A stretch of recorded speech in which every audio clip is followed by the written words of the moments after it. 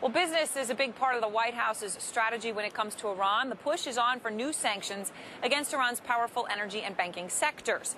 Now, two men on the forefront of the business battle are state representatives. Dan Lederman is a Republican from South Dakota. His bill recently made South Dakota the 20th state to call for divestment from companies doing business in Iran. State Representative Josh Mandel is running for state treasurer in Ohio. He served 2 tours in Iraq before trying to get a bill passed to make Ohio divest. Appreciate both of you being with us.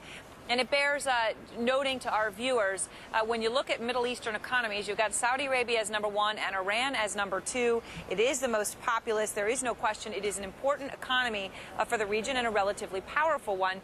Representative Lederman, when already it's supposedly U.S. companies aren't supposed to be investing in there, what would divestment do in addition to that? What divestment does is it sends a signal to these companies, Royal Dutch Shell and Total in particular, that are making large investments into Iran's energy sector.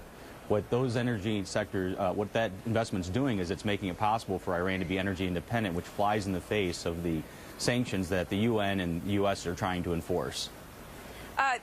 Representative Mandel, let me put this question to you. We just showed some video of a parade in Iran coming into our commercial break with the sign, which of course they put in English because it really is all about telling us, we will crush America with our feet.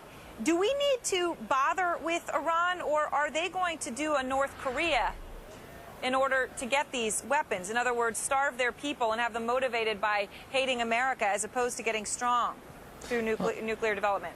Sure. I don't think that strategy will work for them.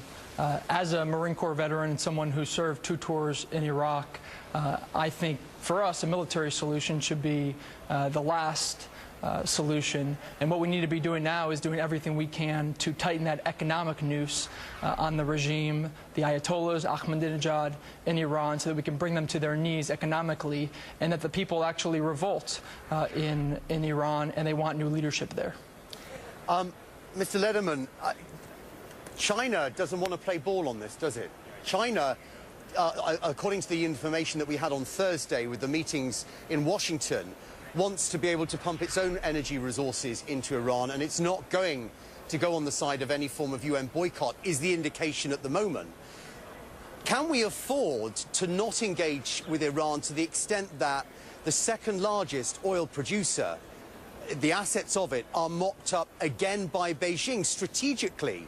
Can the United States afford not to be playing in that arena again? I think the question really is, do we want to invest our dollars in a country that's killing our troops in Iraq and Afghanistan? As far as China and Russia, we have to be the leaders on this. And the United States has a bill that's sitting there, Senate Bill 2799, that is waiting to be conferenced, which would enact these sanctions and also pave the road for divestment for the rest of the country. And what we plan on doing is having the other 30 states divest their money. We're talking about $3 trillion in government investments in these foreign oil companies that are helping Iran become energy independent. If we can get this divestment plan going through, and we have a website, divestfromiran.com, we're trying to have other states join in so we can force these companies to isolate Iran. So we're taking the first step. We're hoping that this divestment plan will then lead to further sanctions, and we hope that President Obama will conference this bill and sign it so that we can get on with this. Representative Lederman and Mandel, thank you very much. We appreciate your both taking the time.